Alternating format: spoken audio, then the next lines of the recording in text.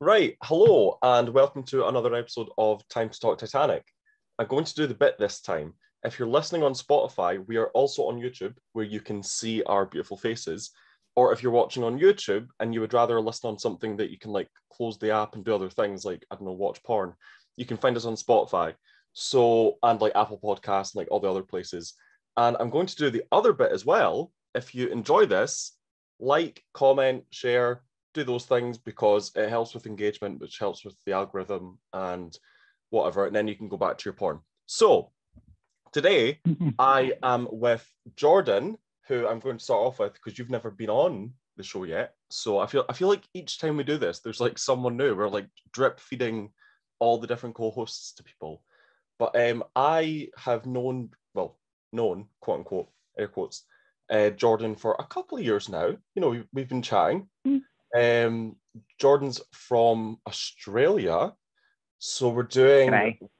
yeah, we've deviated from the usual kind of Saturday evening recording. So instead of gin, I've got a coffee, which is probably for the best.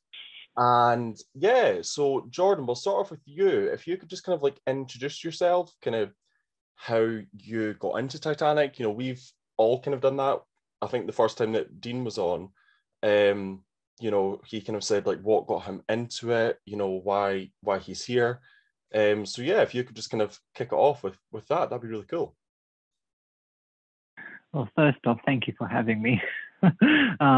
Well, I first got into Titanic in 1996, actually, when the infamous miniseries was broadcast on television at the time.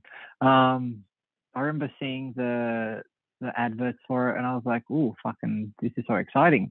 So I was like, "All right, I'll watch it." So I watched it, and I fell in love with Titanic and the story, and yeah, then James Cameron's movie came out, and then I saw A Night to Remember on TV, and I just fell in love with it. So ever since then, I've been a Titanic fanatic.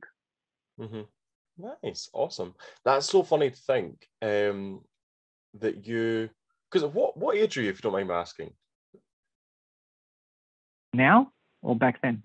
No, what age are you now? Oh, 32. 32. Okay, yeah, yeah. Because it's really interesting hearing. The reason I ask is because obviously, you know, there's a very broad age range for people that are interested in Titanic and like the different things that have kind of got them into it.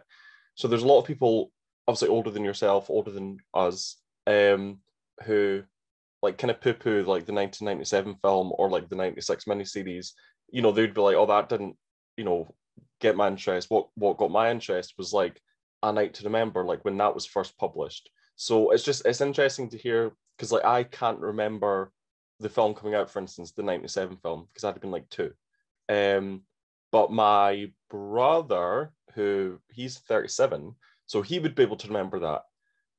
So it's just interesting, you know, kind of looking at where someone's at now, like age-wise, and all the different things that would have got them into it. I mean, for instance, that Titanic 666 film that's come out, that like horror film Titanic, that could potentially draw in people that become new Titanic enthusiasts. You know, there could be a little kid that watches that and goes, what's the real story of that ship? And goes and watches like the 97 film. And their origin story could be that horrific horror film. So I think it's interesting kind of finding out where people are at and what brought them into it. So yeah, thanks for sharing. No, I And get what you mean. yeah. No, I get what you mean. I remember back in 1997 or 1998, whenever it was released in Australia, it was Titanic mania. Like it was crazy. I remember all the books. I remember we actually had a theme park attraction here at Fox Studios back in 1998 or 1999. I went there actually, and funny enough, you go inside the ship and you're sitting in third class, and then from memory, the room shakes and water starts coming in, and then you have to go through the boiler rooms, the cargo hold. You have to push, I think, so you have to push a piano or something out of the way, and then you would walk up the grand staircase and into this massive room that had the wreck model, film memorabilia, And funny enough, I remember this. I saw a number of deleted scenes that they had in the corner of the room, like on the TV. And one of the infamous scenes that was on there was the Jack and Lovejoy fight, but it was a completely different sequence to what we see today. Yeah, that is one of my. I get why they cut it because it's quite long and it makes Lovejoy a little bit, because there's no justification. Why would he feel that he has to go and do this thing for Cal? You know, go and like really put his life at risk. I always thought that he was trying to get the diamond for himself. That's Cal a good says, moment. I give it to you, doesn't he? Like Cal's gone, I put the coat on her, and Cal walks off and he's gone, diamonds? And just on that little lady, and I'll go get it myself. But it was actually... Because what does But it Cal was say? actually Cal interesting. says, I give it to you if you can If you can get it, yeah. get it. Yeah, I suppose, yeah. But it was actually interesting seeing that sequence back then to what it is now, because from memory, the way it was, like the scene was a little bit longer from memory, but the shots and the angles were completely different from what I remember. That sounds really cool. I'd love to do some kind of, I mean, part of me is like, is it slightly tacky, you know, to be going through like a room that's like shaking and like water coming in? But then another part was like, yeah, but it sounds fun. Like I would still probably do it. You know, there's like America. Yeah, if you want to be on a cruise ship, they do like a training thing. One of my friends done it, and they put you in a room that sort of like tilts and then starts to fill with water.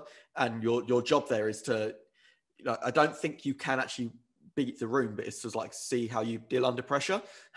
And there's you get like the corks, and you got to try and plug the holes, and then more holes come up, and it's one of those. I think there's clips on YouTube of it if you type in like sinking ship simulation or something. I've always wanted to do one of those. They look really cool. So maybe I'll apply to be on a cruise ship and do that, and then be like, right, bye. And do you think that the reason you've always wanted to do one of them is because of your interest in Titanic? You know, if you weren't obsessed with Titanic, do you think you would then, your brain would go to this other place of sinking ship simulation? Because it's definitely from Titanic, 100%. Yeah. There's, however morbid it sounds, there's 100% from that. Like it's funny because we obviously now know that the ship didn't, you know, I guess after the lights went off, it would have potentially gone to a very high angle. But there's a museum in America that, well, I say museum, we'll call it's an attraction anyway. But they've got like tilted floors of like varying angles with like the railings and a little porthole light and a vent or something. And like kids get to stand on it and see to what angle would they have been able to hold on before they slid down. And it's like, one, that's pretty horrific. Two, it's maybe not actually that accurate nowadays. And it's like, in three, there should really be a little list in that as well. So it's like, okay, Timmy, you were able to hold on at 70 degrees, but what if there was a 10-degree list to like port or something? You know, how would you manage then, Timmy? And four, how can I have a go? I think it's the one at Branson, Missouri. Yeah, I think it is. Yeah, it's the Branson one. Yeah, that's the one. Yeah. But it's kind of, you know, it's like I get it, but it's a bit strange. But actually, that's a good segue kind of into our discussion today. This idea of, you know, is it morally right? You know, should we be doing it? Is it a bit icky? You know, we have been talking about museums and attractions, and obviously today's discussion is about raising artifacts, and they would go into museums. And yeah, like how do we feel about that? So I kind of want to hear Louie's thoughts on this. Although, did you not have something to share, Louie? Oh, nothing to share. I've just been a bit pissed off lately, but it was something completely unrelated to artifacts. And what's had you pissed off, Louie? What? Right. Okay. Gather round. The other day, I wanted to watch Titanic. Okay, I've disabled my DVD player and my CD player in my computer because I needed the cable for another thing in my computer, so I couldn't watch my DVD. I don't have a DVD player, so I went, you know, I'll go on Amazon and I'll buy it on Prime. It was $4.99. I was like, cool, I bought it, and I started watching it. The next day, it's on fucking Netflix and Disney Plus. No. The next day. So I don't know how you guys feel, but I feel conned, and it's just left me in a shit mood the last few days. You should write a strongly worded letter to Amazon about this. I should. Wait, is it off Disney Plus? It's on Disney Plus now, in the UK. Oh, anyway. it's on Disney Plus. Yeah. Yeah, in Australia too. Yeah. And they took it off of Netflix a couple of years ago, and I saw it on Amazon. I was like, "Go on, then I'll do it." And they were like, "Fuck you, Louie." That's an outrage. Obviously, when Disney bought Fox, I was like, "Oh, that's interesting." Disney now owns Titanic. Like Disney owns Kate Winslet's boobies. Interesting. I'm surprised they haven't covered them up with Mickey Mouse on the Disney Plus version. That's a thumbnail. I'm going to figure that out. I don't know how we'll do it, but that's a thumbnail, Louie. Well done. That's happening. So, yeah, I would be quite annoyed. I would be annoyed with that. I was annoyed when they took it off of Netflix. I mean, I understood it. I got it. All these other places wanting their own like streaming services, happens. It annoys me though when. So what was it we were watching? I think it was Big Little Lies. Me and Paul were watching that, and then we were like halfway through a season, and we went to watch it one night, and we were like, "Wait, is it? Have we made up this show? Have we been hallucinating for the last like month?" And it had been bought by like a different streaming service, and they had just pulled it. And it was like, oh, okay, so I've now got to go and pay for like another subscription if I want to finish that show that I had started watching. Insane. But I'm this close to getting Disney Plus, not because of Titanic, but because of American Horror Story. Oh, okay. To be fair, there's a couple of decent Titanic documentaries on Disney Plus as well. There is. You've got the 20 years later where James Cameron, they try and redo the sinking. They've got him on the lifeboat, which I love, where he tries to see how long it takes to prepare a lifeboat and stuff, and then cutting it through. They've got Drain the Titanic, which they've added, I think the same day they added Titanic, which is where they like drain the ocean, have a look. Yeah, there's quite a few Titanic. There's Final Mystery, I think. Oh, yeah. Yeah, there's quite a few. Was it not in that documentary, just when you were saying about they prepared a lifeboat and seeing how long it would take? I remember seeing that, or a clip from that. But I don't know if it was in that or if it was behind the scenes in the making of the 97 film. But they say that they actually made the davits, although they were like exact replicas, they made them stronger. That was the film. And they said even though they'd made them stronger, there was still a lot of flex in them. So they actually like buckled a lot. So that makes you think, like, no wonder people were so scared to get in the lifeboats on the ship, because they were not as strong as the ones that were made for the film. But that could just be like, modern day health and safety. Like they kind of 100%, because they would have had Kate Winslet hanging off a like 50-foot structure of the Titanic, and there's a lifeboat on an navit that could snap and like there were too many. They widened there were that. Too many, Sorry, I was going to say there were too many fat matrons dripping in jewels on the ship. That's why it was, they were too scared to have the davits. I know, completely. And I do get it, health and safety, but with the Grand Staircase, though, that might have just been an aesthetic thing. They might have thought it just looked a bit grander, by making it a bit bigger. I think that was for cameras as well, to be able to move around it better. Then you've got that whole chase down the staircase, it makes it a bit easier. And it would have been quite narrow. They couldn't fit two people, could they, going down? Like, obviously, the scene where they're coming down to dinner and Jack and Rose are side by side. They said because people are bigger now, they couldn't actually fit, so they widened it to do that. Yeah, and then later on, you've got like two people like doing like backflips down this with like a suitcase and like water, like so you need that extra room. It came in handy. Yeah. So Louie, I'm sorry to hear that you had to buy it. So that makes me sad. Megan's more pissed at me because I spent money which I shouldn't have spent. See, but so artifacts. But speaking of money, that is one thing that has been brought up from the ocean floor. And so I had a really interesting discussion with Paul. So Paul's my partner, and he's about as interested in Titanic as I am in like classic vintage cars, which is his thing. and I'm not interested in classic vintage cars. But I was talking to Paul about what we were going to discuss today, and he was like, "Oh, that's actually really interesting." And we started speaking about it for like a good few hours. You know, we really got into it. And where we kind of, you know, settled, or where he kind of landed on, was that he would be okay with bringing up a dinner plate, but he wouldn't be okay with bringing up a pair of shoes. And I was like, that's really interesting that we were able to whittle it down to that. And I was like, what is it about that? Because I was like, for instance, Arthur Puchin, he dropped his wallet when he jumped into the lifeboat, very famously. And that was brought back up. But we know he survived. So we know he lived. So you're bringing up a person who didn't die's wallet, whereas you could potentially bring up someone's wallet, look at it, and know that they died. And I was saying to Paul, what one's okay? And he was like, I don't think either's okay, actually. And it was really interesting that the more removed from humanity the object seemed, so like a plate or a vase, he was like, cool, I think that's okay. But it was like something that's quite human, I don't think that's okay. But so I thought that was quite an interesting take on it. And I'm going to read, because I've been posting on like Facebook and stuff in different groups, and lots of opinions, like very varied. Some quite like vitriolic. There's people that feel very strongly about this one way or the other. But so that was just a little kind of side, you know, opinion from someone that isn't a Titanic enthusiast, that my partner, which I just thought was really, really interesting to kind of hear their take. But obviously we know a bit more about Titanic, you know, we're invested in it in whatever capacity.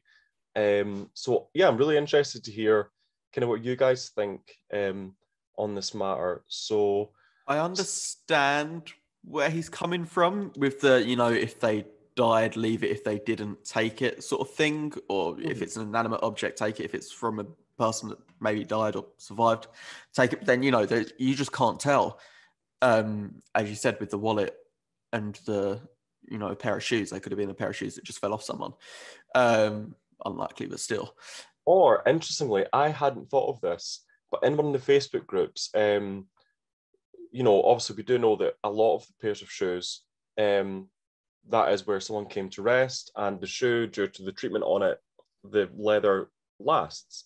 But really interestingly, I need to find the comment and see who it was, but they said there's also some clumps of shoes that would have been in trunks or suitcases, and that's rotted away. So there's a lot of grave markers that we think that, oh, look, a mother and a child came to rest here, but actually it might have just been in a suitcase. So that was really interesting. So just when you said that there, I just wanted to throw that out there, because that muddies the water even more. Even more grey. Not just that, because don't forget, when the ship broke apart, it broke apart in, of course, you know, like in passenger areas in first class, so a lot of contents and whatnot spilled out. And don't forget, like in the stern section, when the stern completely went kaboom, you know, everything just ripped out from there. Everything like just flew out. So you got to take that into consideration as well. A lot of, you know, passengers' belongings, you know, suitcases or shoes that were in their cabins, like spilled out. Like, yes, some of the stuff on the debris field could be shoes from those who rest, like, you know, came down to rest or whatnot. But when the body reaches a certain point, like it would be completely impossible. It would be completely impossible for a whole body to reach the ocean floor intact. When it reaches a certain pressure point, it would literally just pop, implode. Like, you know what I mean? Yeah, this is one of the things that I wanted to bring up. You know, people say these pair of shoes, this is where someone came to their final resting place. But, you know, if you've ever seen people when they're in the submersibles, they're like, you know, if you went outside right now, you'd be crushed, you'd be gone. So is that actually where someone perished, or are they, you know, as they've come down, has the body, I don't know how it works, like crushed and the shoes have just fallen separately? Because I can't picture a body making it down to that distance, laying there and then slowly, you know, disappearing over time. So I'm not sure how accurate it is, the whole thought that, this is someone's final resting place. It's like, it's their shoe's final resting place, yeah, but is it their final resting place? They could have been spiraled in a completely different direction, and the shoes have just, I don't know how much I believe of it being a final resting place. Something I've never thought about before, like because you always see like people died on the surface of the water, didn't you? Like the whole like everyone's on the water, and like that's where you assume everybody died. You don't think about, well, what actually happened to those bodies that eventually sank and stuff. Where did they go? That's quite an interesting point to bring up. Don't forget that a lot of bodies were drifting. Those who still had life jackets on, they were basically drifting with the current. I think it was about a month or two. Other ships saw bodies still floating, on the water. So most of those, most of like some belongings, like some of the shoes or whatnot, jewelry, who were on these people who died and they were drifting with the current, they would have been like slowly dropping off like their shoes or whatever along the the route that were moving along.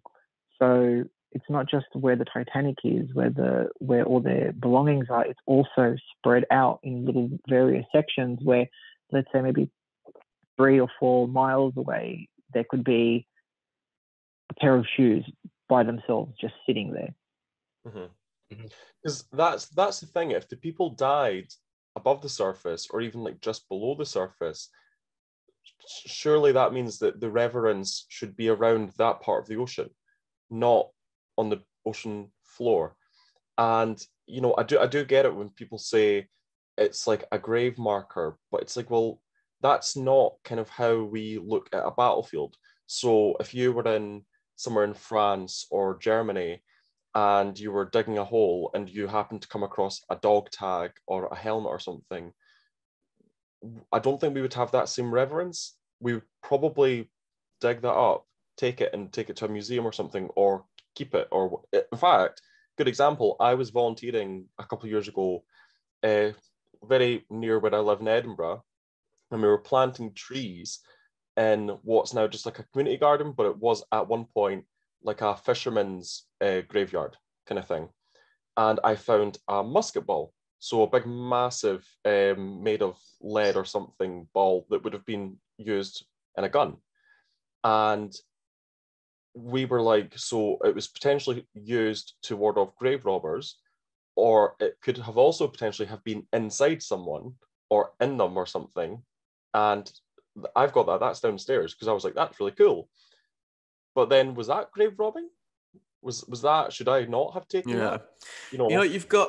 There's so many different things. Like there's so many museums with so many different artifacts. You've got the 9/11 museum in New York. I don't think anyone's said like about those artifacts being there. You've got museums all around the world to commemorate the Holocaust, where you've got piles and piles of shoes that were taken off of people. No one really says anything about it because it's about remembering and keeping that history alive. And that's exactly how I feel about the Titanic. I don't look at it as a grave site. It's some people compare it to like a ancient Egyptian tomb, but again, no, that was a tomb purposely built to house that person, and people have broken into that to get there.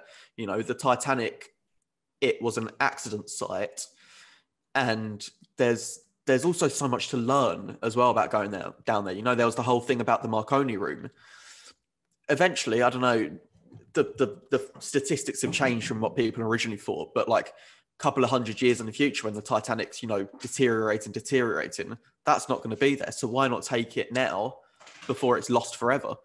I'm completely for preserving those artifacts to keep history alive and to, help us learn more and more about what happened.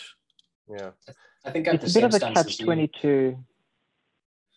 Bit of a catch-22 in a way, because if you think about it, okay, so if they're going to be cutting into the ship, because the boat deck, from what I understand, what I've read, is very fragile. The boat deck is literally crumbling because so many, expeditions have been taking place on the ship, and the submersibles, they all land on the deck of the ship. So you're basically if they're going to be cutting into the Marconi room or into the roof, how more fragile is the roof? Because if they're going to try and get in there, there's possibly a good chance of them retrieving it, but there's also a good chance of them damaging the ship even further and causing a collapse to that part of the boat deck. I mean, look at the captain's bathroom, because that's already, you can't even see the bathroom anymore because the whole thing's just collapsed on top of it. It's still full. Yeah, it's still there. But then, you know, it's going to be gone one day, the ship. So it's now or never sort of thing, you know? Oh, look, I completely understand. Like, I'll give you guys a good example. Okay, so have you guys heard the story of the two rings? It rings a bell, but I'm not sure. No.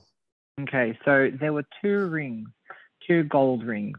They were found in collapsible A. Now, I think they are in a museum somewhere in the UK, or maybe... I think they're at the Titanic experience at the XL. I think I might have seen them. Yeah. It vaguely rings a bell because I went there. Awful museum, by the way. But I vaguely remember something about that. So these two rings were found at the bottom of collapsible A. So this is something that people can... It's a good way of saying, okay, should they have taken it or should they have left it? So these two rings belong to this married couple from third class. They were a Swedish husband and wife, Edvard and Eileen Lindell. Now, during the sinking, during the voyage, they became friends with another steerage passenger, August Wennerstrom. And during the sinking, as soon as they got to collapsible A, that's when the ship took a famous plunge, and they pretty much got swept overboard. Now, while they were going to collapsible A, August Wennerstrom got on board. Edvard got on board, but Eileen, she was so overcome with hypothermia from the cold that she couldn't pull herself up. So August and Edvard were trying to pull her up. August didn't have any strength, so Edvard tried to pull her up, but she obviously succumbed to the cold, and when he lost, basically her hand slipped from his.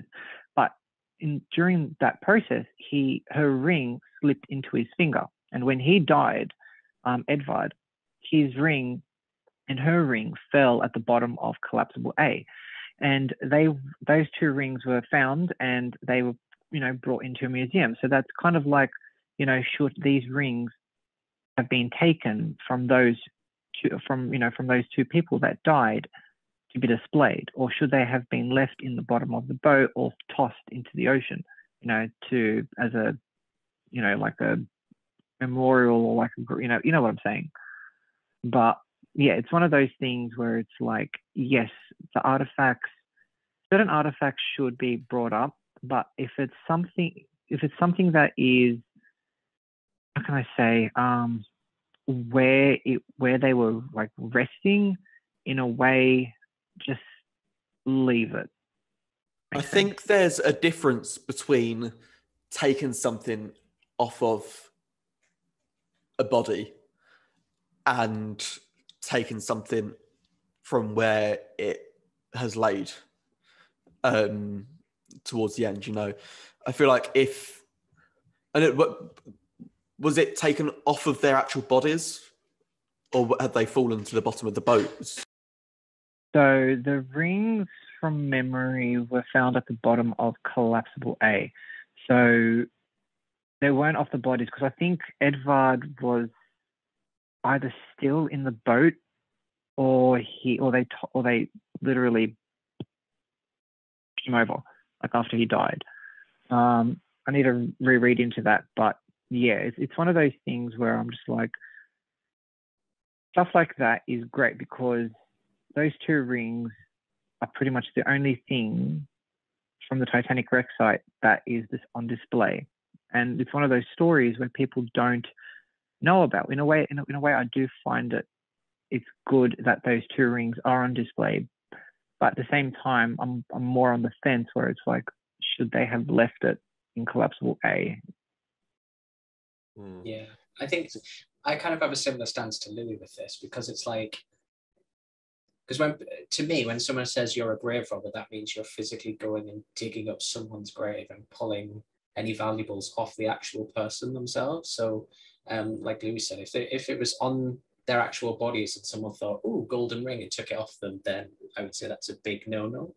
But in terms of the ship, because the debris field is so big and because it's such a thing, like it's such a big thing, I think preserving the memory of it is important. And if you can do that and help connect people through these objects, then you can bring them up. People Like see Wallace, them, Hartley, you know? yeah. Yeah. So I think that's kind of the stance I have it on it. I would only see it as grave robbing if someone was taking these things from the actual bodies there and like selling them for a profit.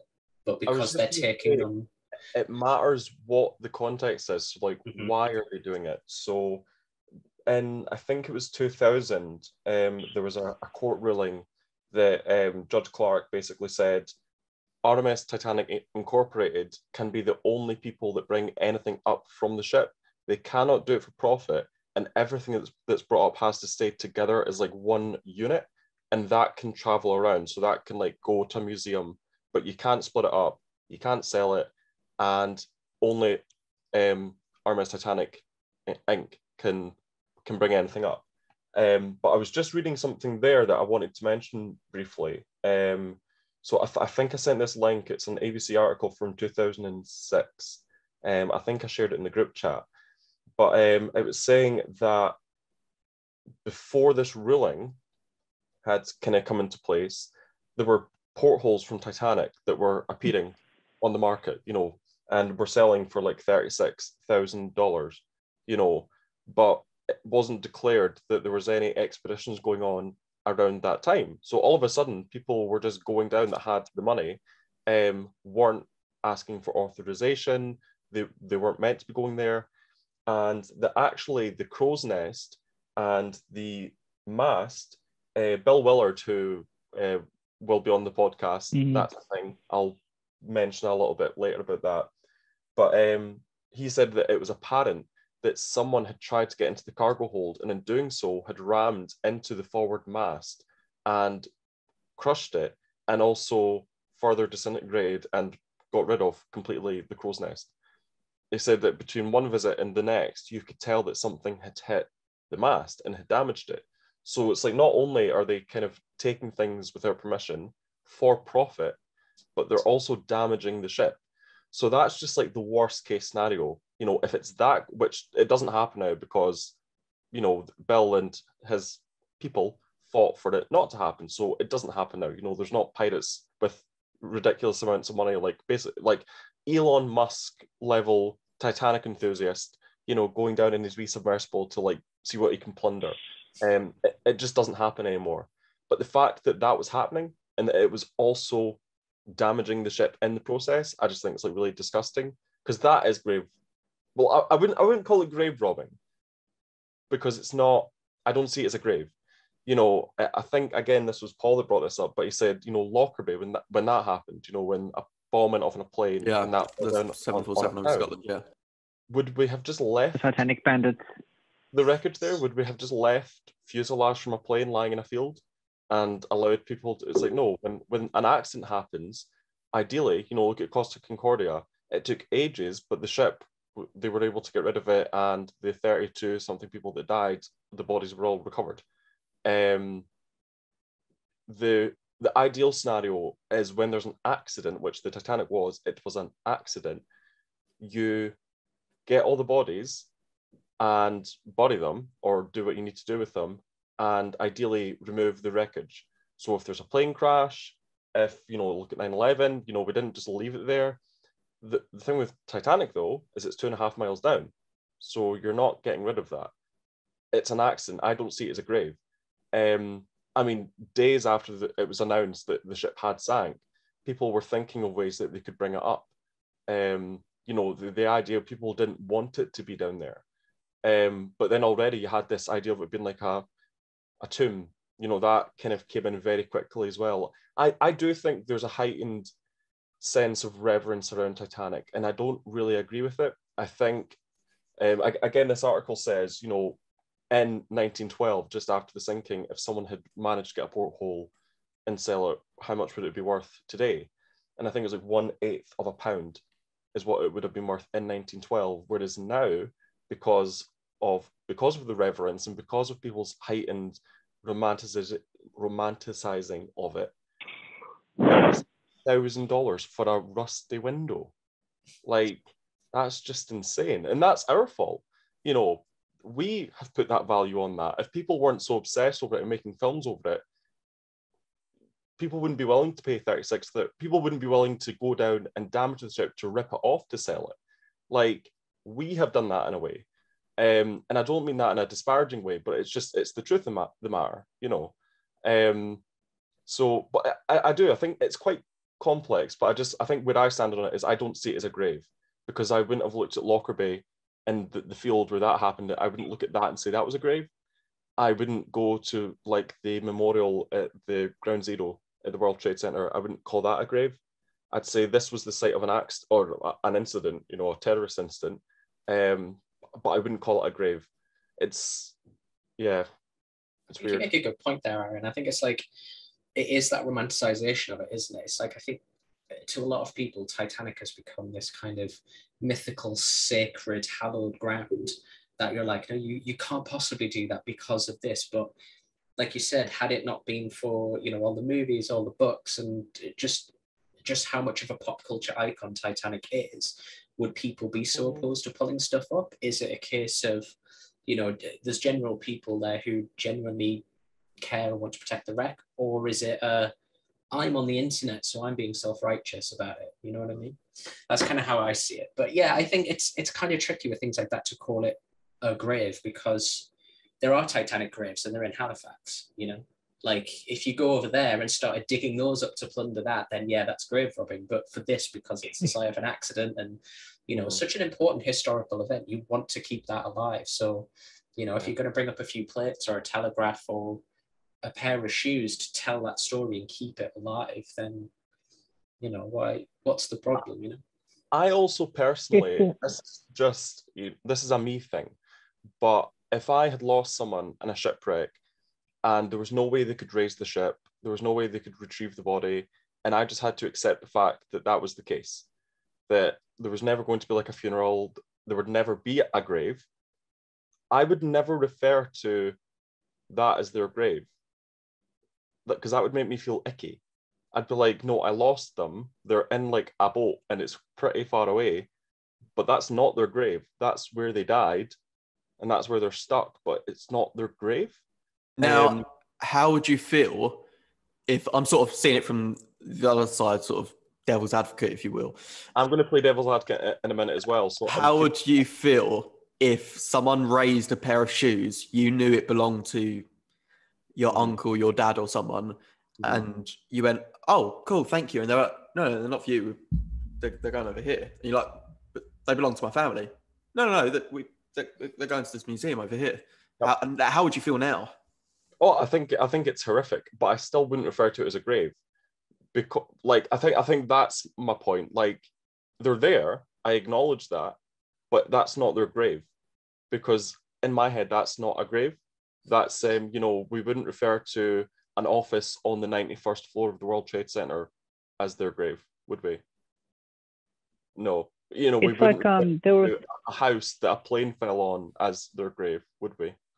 No. So I just think, before you go, Jordan, I just want to read, because I think it's really, really important that, not that we hear from someone that lost someone, but Malvina Dean is quoted in this article. And I think it's important to hear what they thought of it, you know, what they think of plundering and raising things up. Who is this, sorry? So this was Malvina Dean. So this, at the time, she was 94, of Hampshire, England. So there we go. And she said, my father, who died on the ship, is still on there. It's awfully wrong to take things, especially from a ship where so many people perished. I don't suppose these people thought of that. They just thought of the money. So I think it's interesting that the way she words it, my father who died on the ship is still on there. You know, she very much views it as, but, you know, she doesn't refer to it as a grave, but she clearly sees it very visually that, you know, he's on there, and that's her kind of issue with it. But then if no one had died on it, does that make it fair game? Maybe. I don't know. like there were some survivors like Eva Hart. She was very vocal about, them raising anything from the ship, because she did believe it was a grave site, because that's, in a way, it is the final resting place for those who perished. I think Rebecca Blanchett as well was also against it. There were some other survivors as well, who were against it, because again, we have to look at their point of view. Someone lost someone on that ship. Mm-hmm. They heard the screams, they saw the ship go down, and they basically heard the silence. So they didn't, they all lost someone on that ship. Not everyone. Again, Ruth Blanchett, all her family members survived, because it was only just all four of them. But we kind of have to put ourselves in their shoes in a way, and just think, okay, I lost someone on that ship. I survived from that ship. It was a traumatic experience, and knowing that someone that, a relative or whoever was, I lost, then yeah, I can understand their point of view. Leave the ship alone. It's, you were not there, we lived through this traumatic experience. Someone we know died on that place. It's their final resting place. Why take something that basically that is so sacred to us, if that makes sense? So that's why I understand their point of view, when they were all saying, leave the ship alone. It's a grave site. It's a grave site for them because they lived through it.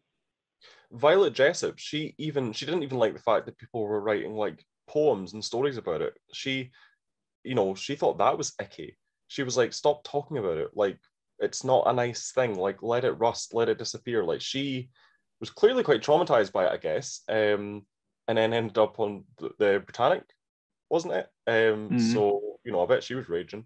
But to get the devil's advocate again,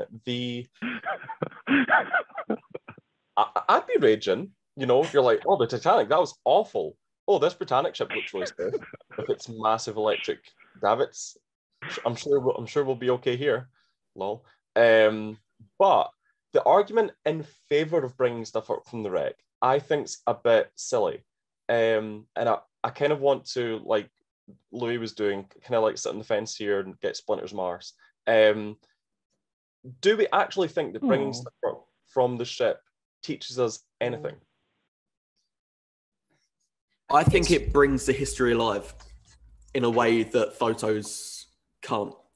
From being to these exhibits myself, there's a part where you can actually touch a piece of the Titanic, and that, it brings a whole different experience to the learning. It makes the learning more interactive, to actually be able to see these things for yourself. So yeah, I think it does make a difference. I would agree, because I remember going to the Southampton Museum, because I live like 40 minutes away from it, and there's a room in there. So after you kind of go through the exhibit, it's kind of like a small auditorium where they have audio clips of the survivors talking and like little animations and stuff. And just behind you, there's just a small glass cabinet with a pocket watch that was recovered from the wreck, and it's stocked at 220. And just standing there looking at that and like thinking in my head, like, this was there, like this tiny little pocket watch that's all broken rusty was there. Like, it just gave me that sense of like kind of, it was sort of overwhelming with emotions. So you can sit and watch like a film about the ship and be like, oh cool, it sounds like, loads of people died, that's really awful. But physically seeing that object there and thinking this was, someone had this, it just, like Louis said, it just kind of brings it alive and gives that extra level of connection to the whole thing. It brings humanity to it. Exactly, yeah. So I think in that regard, if it's bringing up items for educational purposes, then it's fine. And like I said earlier, if they're bringing it up purely for, the fame, the money, then I don't think it's okay. And I also think there should be a limit. Like, isn't there the rule where they can pick things up from the debris field, but they're not allowed to bring anything from within the ship? I feel like I read that right? I heard that Part somewhere. of, part of the ruling that I mentioned earlier, so the 2000 court case, said that nothing can be taken from the bow. So Yeah. the bow is now, and I think it was because they were clearly trying to go in the cargo hold. So they were saying the bow is like off limits, like you can't do that. And that's why there was such attention brought to the proposal to cut into the Marconi room and get the wireless out. And that's why it was in the news and stuff, because it had to go through that court. And I think they're appealing it. I think it was rejected.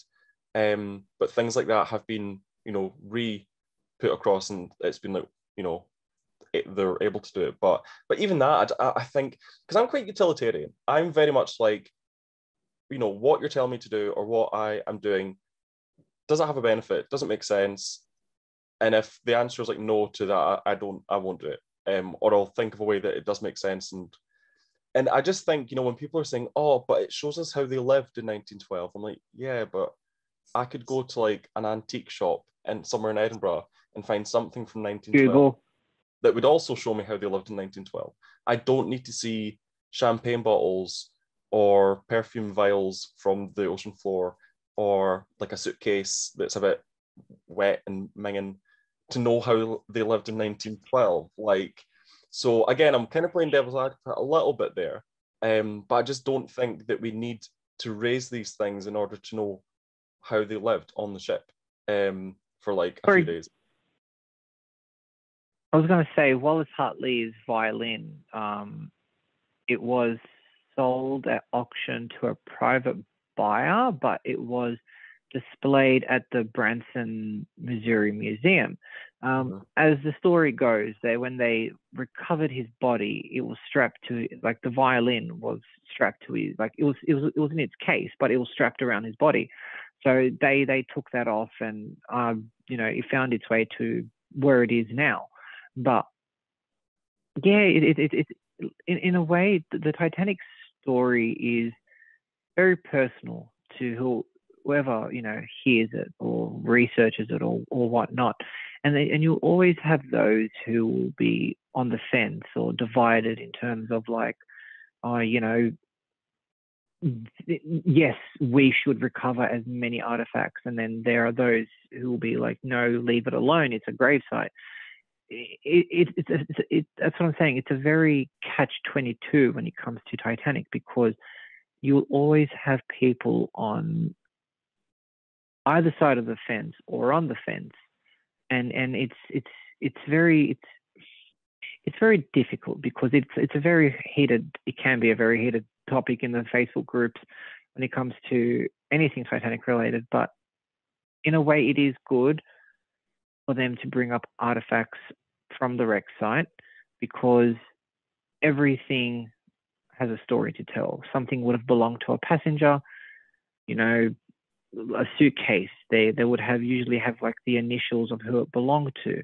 I think it was in Ghost of the Abyss, I think it was. They went into one of the staterooms and there was a bowler hat. I think it was a bowler hat that was still there. Stuff like that. I think it was Henry Harper. I can't remember who it was, but stuff like that. It's good to bring up to the surface, because it tells a story and it makes the memory live on. Yeah, that makes sense. Yeah, it does. I kind of, because you were saying there that it's a very kind of heated topic of discussion, and it's interesting because on the Facebook group for the podcast, Jill, who we all know, we all love from Titanic Book Club, had said on the post regarding this episode that this is the topic that tore the Titanic Historical Society apart. So, clearly it is a very contentious topic. It's one that people, they maybe don't like to talk about because it does cause a bit of friction, because people do, even just on this post, the very first one is a comment: I personally think it is grave robbing. I realise that each trip down and landing on the ship is destroying it faster. It will be interesting to know the opinion of others. The very next comment is, do we consider recovering artefacts from long lost ships, vessels grave robbing? What about when long lost tombs are found? I think for Titanic, it's important to collect what we can. they then go on to kind of say, you know, it shows us how they lived back then. But I think that's a bit, I don't really agree with that. Anthony, the author of Titanic Children Eyewitnesses to History, had said, one thing to consider, decisions made today will naturally affect future generations. So if the choice to not recover artifacts had been taken, imagine the despair of Titanic enthusiasts and historians 20, 30 or 40 years from now. I'm sure many of them would have cursed the few who opposed any kind of salvage when the chance was there. So it is cool to see these things, you know. But I think that's where I come into a bit of trouble, because I'm like, it's cool to see, but do I need to see it? You know, I could have been looking at photos of, you know, an expedition that went down to the ocean floor, and, you know, you've got Hell's Kitchen, which was the kind of the galley that, you know, I think Jordan, you had said earlier when the ship broke up, you know, a lot spilled out, which, you know, we know that was a thing. So, and the debris field is like massive. But we could look at photos of that and learn just as much, I think, than looking at some of these pots and pans in a display case in a museum. Like, I don't see why it had to be brought up. But then even me saying that, I think it's strange because I don't view it as a grave. So I don't quite know what the issue is. I think where I come into trouble is this idea of potentially damaging the ship further. So I think maybe where I come into it is take from the debris field, but maybe just don't take shoes. I don't know. It's like a bit of a wishy-washy answer. Like, don't go near the ship and don't take shoes. That's the like headline. the doll's head. Yeah. Yeah. Like the doll's head. Yeah. It's a weird one. I don't know. I don't see much utility in bringing stuff up. I mean, and the fact that the big piece is in Las Vegas makes me feel so weird. What? Like, I think because I've never liked Las Vegas, and then when I found out that there was a huge section of Titanic in Las Vegas, I was like, no, now I need to go there. Like, I feel like that piece has toured, because I remember early 2000s that I went to a Titanic exhibition in London and it was there. And so I'm sure it's toured previously and now it's permanently in Las Vegas. Was it the big piece though? Because yeah, it was. It's a bit cut off, isn't there? Yeah, a bit that is kind of referred to as the little big piece. No, it was. I remember seeing it, and like now that I've seen pictures of the big pieces, I don't know if that's me, you know, remembering it differently because I've seen other photos, but yeah. I have this strong memory of walking around it, and it's just hanging there. The smaller cutaway section tours, but I'm pretty sure. But then I don't know. It maybe did. And it's one of those things. Like, I want to go there and I want to see that, but then why do I want to do that? Like, what will that do for me? You know, going to Belfast and standing, you know, right where Titanic was built, like standing outside Thomas Andrews' office, like, it was amazing. And it brings the story of it to life in like a whole other way. But just like kind of saying that out loud, you're like, why does that need to happen though? And I think it's kind of like we said earlier, because the Titanic story has taken on this, it's a thing. It's like, it's a whole thing. So I think I can't think of anything else that we treat with this kind of, like, it's so iconic, it's so emotive. It's a weird one.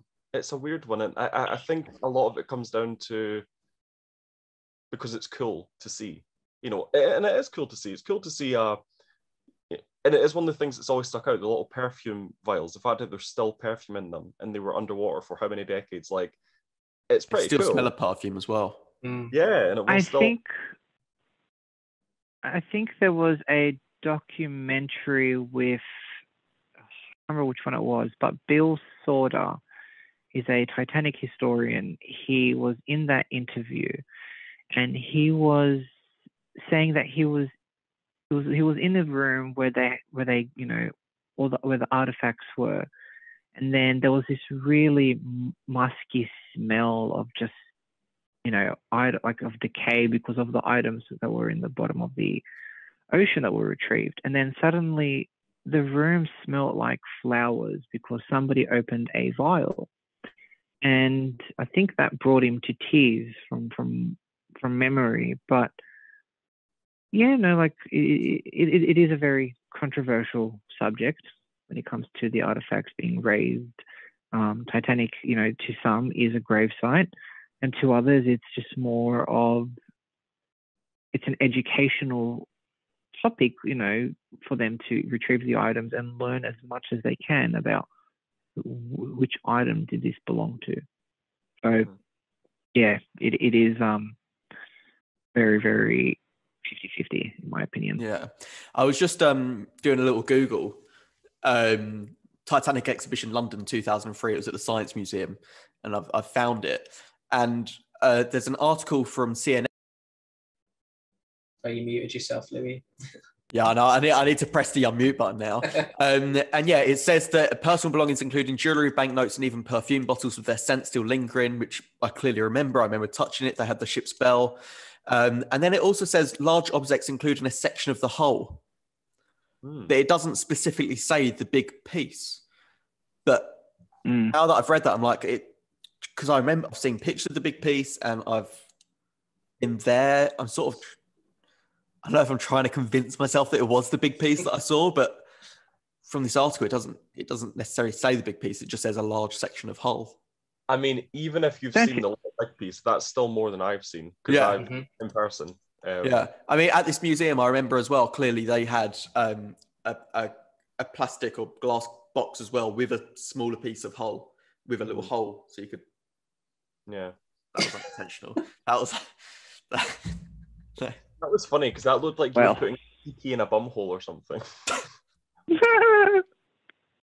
And we're at this part of the episode where it all collapses. It was a circle like that, and you could touch a bit. I remember touching it, and I remember specifically touching it and going like that and going, "Oh my god, I'm touching the Titanic! I am touching the Titanic!" And then I sort of went, cool. Big piece. but here's the only big thing, piece though, I've like touched. the big piece. Look, it could be the big piece, but during the breakup, Titanic literally, broke into God knows how many pieces. And not only did she break into two, she broke into, can we say 3 pieces? It's around 3 pieces that 3 or 4. So there's a few different theories. It could be any piece. She did a V break. Yeah. So I think a modern consensus is that it broke in the middle, then another section fell off, and then maybe a 4th section fell as well, because someone in their testimony said that they saw the boilers fall out. Yeah. And it's been proven that boilers are underwater. You couldn't have seen that. So what it probably was that tower section, just between the 3rd and 4th funnel, I think, that then fell separately as well, sort of like splintered. Kind of, that was me trying to. Yeah, it's very hard, especially like the big piece. Before that came up, they were actually debating whether to bring up a boiler instead. So they were actually, which it's funny because I mean, they made the right move, because it would have been really hard to bring up a boiler and then to also transport it around. So that was kind of why they went with the big piece. But I find it really interesting that they even had that debate in the first place. Because if going back to the it's cool argument, because, it is cool. What would you rather look at? Would you rather look at a big boiler, or would you rather look at like an actual section of the ship that we can see in photos from when the ship was sailing, that's got windows on it that people would have looked out of potentially? Like, it's like a no-brainer. It's like, of course you're going to bring up the section of the hull. Like, I think it's insane. Could you imagine if they brought up the boiler and then said, oh, but there is this massive, like, big piece still on the ocean floor, that's cool. We'd all be like, bring that up. It's strange, because it is so emotive when you look at the big piece and you see those portholes there and they've still got the glass in them. It's incredible. It's amazing. I do agree, but I also think the boiler would have been interesting, because it's a part that, purely because we haven't seen pictures of the boilers inside the actual ship. We've seen pictures of the boilers, during the construction.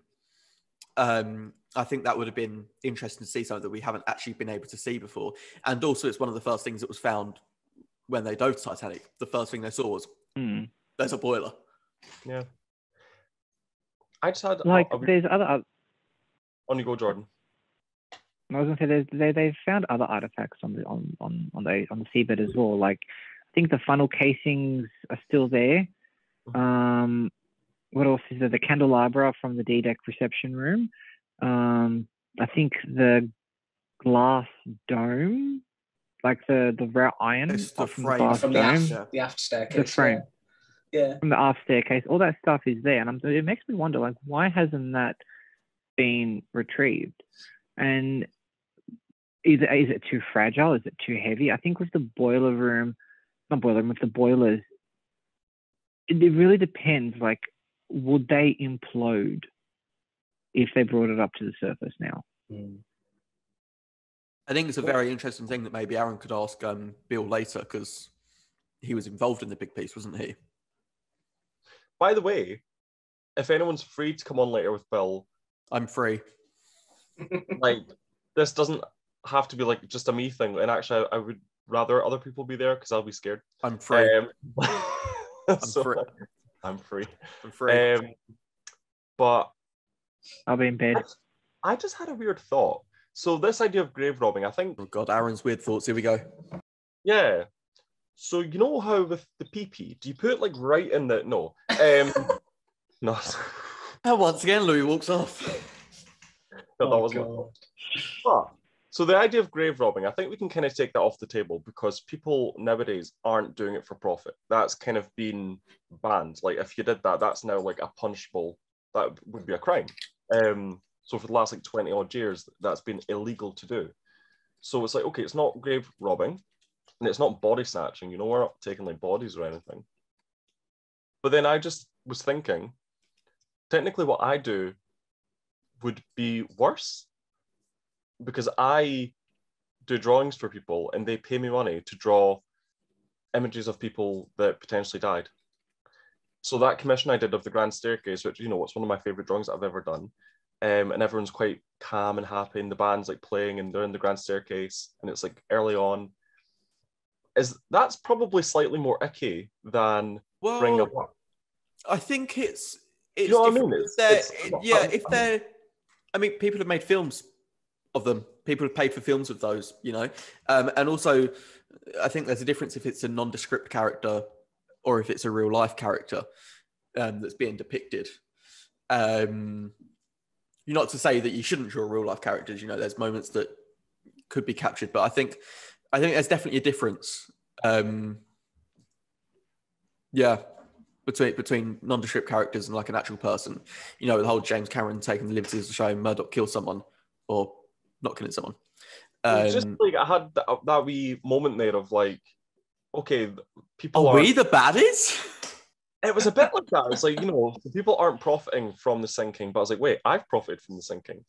Like, which is something I never thought I'd say. Like, James Cameron's profited from the sinking. You know, he made a multi-million, probably in the billions now, revenue-making movie, you know, about it. I think you doing art for people on like a, I don't know, it sounds patronising, but on like a smaller scale, you know, compared to the 97 film. No, completely. It's very different. It's not like the scales of, you know, I don't know. It was just a weird little, and I don't feel bad. I'm going to continue to do it. But then people also, you know, people do say that about the Titanic films. They're like, oh, it's just a disgusting thing for profit. You know, people say that about Call of Duty games. Oh, it's a World War II game. They're making this awful thing into a fun activity of shooting people on D-Day. You know, it really depends on how it's done. As long as it's done respectful and it pays tribute to those who lived or died, then that's all that matters. Like any Hollywood production, when it comes to historical events, they will always, you know, look at it from a filmmaking point of view and not from the historical point of view. And as Arron knows what I'm doing, you know, you have to try and balance both. But as long as it's done respectful, then there shouldn't be an issue. Like, you know, Titanic Animations and I were discussing how we're going to portray William Murdoch's, you know, well, Yeah, that's a whole that's up for discussion. kettle of fish. Yeah, But I think that's a good point to kind of wrap up on the idea of being respectful. I think regardless what it is, whether it's an animation, the podcast, that's we can write that off. Are we respectful? I don't know. But yeah, so if you're raising artifacts, if you're going down to the wreck, if you're doing drawings, if you're making an animation, I think that the main thing just to always kind of keep in mind is, do it with respect. When you're talking about the passengers, I wouldn't even really say the ship. People kind of personify the ship. People put eyes on the ship. It's a whole thing. Tom Titanic, remember him? Louie, we liked Tom Titanic, but Had no backgrounds today. I know you've done well with You've the been well background. behaved today.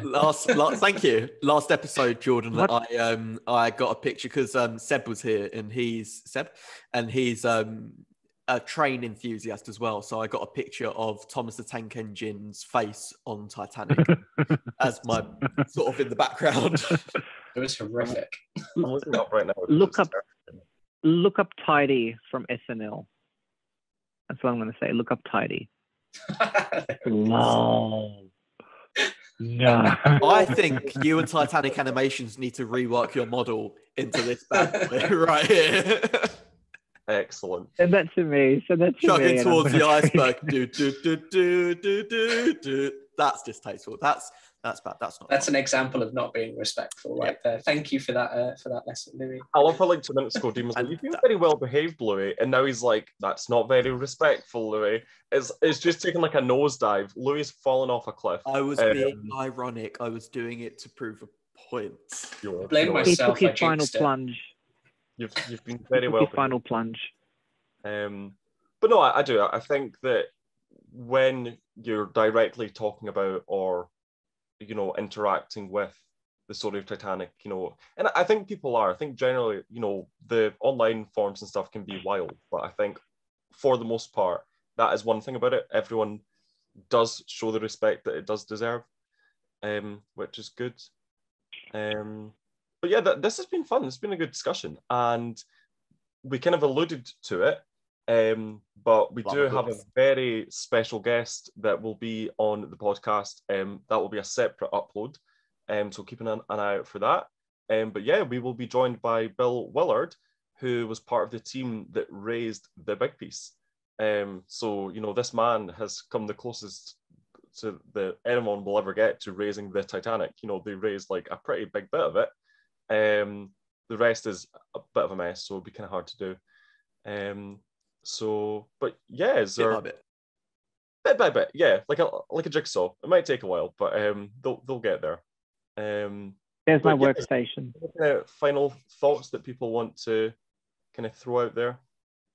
I think we've covered it. Just keep the history alive, be respectful, and be nice to each other. Yes. Yeah. Don't kill each other. That's all I'm going to say. Don't go ballistic.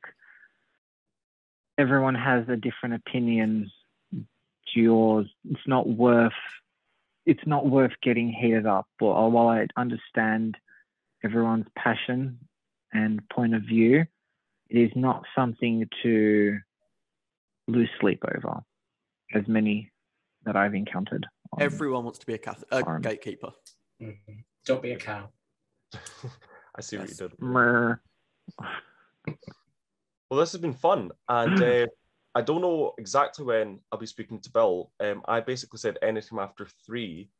He's 5 hours behind us. He said he has like church duties on a Sunday, so he'll be kind of wrapping that up. But when I know from him, I'll drop a message and I'll get like a finalized kind of time.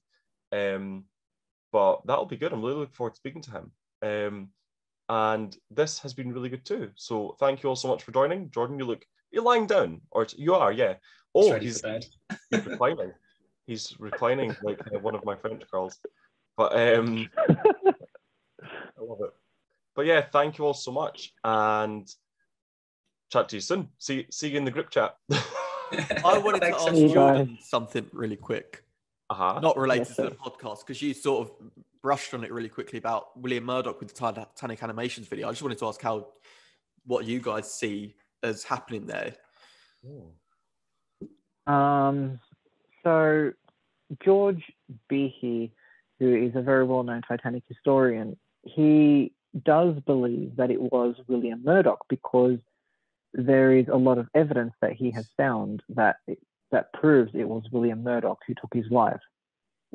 Some believe that it was Chief Officer Wilde because he was suffering through depression at the time. I think the loss of his wife I need to look up on it. But with the doco-drama that we're doing, he and I discussed how are we going to portray William Murdoch's death or an officer's death. We don't want to show William Murdoch or any other officer, because then it's going to be like, okay, well, we're going to have 50,000 people with pitchforks trying to kill us. So we're going to have to do it. We're going to have the whole Scottish town of Dalbeattie knocking on your door. Yeah, like we're going to have to do it in a way where we don't see who it is. We'll see an officer brandishing a revolver at collapsible A from behind, and then we'll go probably cut somewhere where we hear the gunshots and there's is this what do. these clips are that we're seeing? Sort of, is it a real time thing that you guys are doing, or just like is it like a documentary? So Philip is doing his real time. So basically, the real time that Philip is doing is a practice run for the doco-drama. So basically, testing water physics, smoke physics, character movements, scene lighting, and camera shots, and all this other stuff. So it's just a practice run. So when the time does come for filming the doco-drama, we'll have everything to how we want it. Yeah. Well, let me know if you need any voice actors. Definitely. Like, as I said, year 3, I've spoken with Arron, I've spoken with Dean, and now you. I'm more than happy to have you guys on board. So the doco-drama is basically 4 hours. Well, actually, I'm going to make it 4.5 hours. I already fought with Philip about that. I need that extra half hour. So it's going to be basically, it will, look, narration-wise, I'm putting that on, that's on the fence with me, but I'm writing it as though it's a film. A 4.5 hour film split into 2.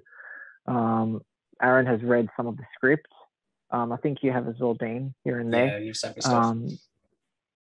So it's more of telling the Titanic story in 4.5 hours. I wanted to do 6 episodes, but that idea got shot down.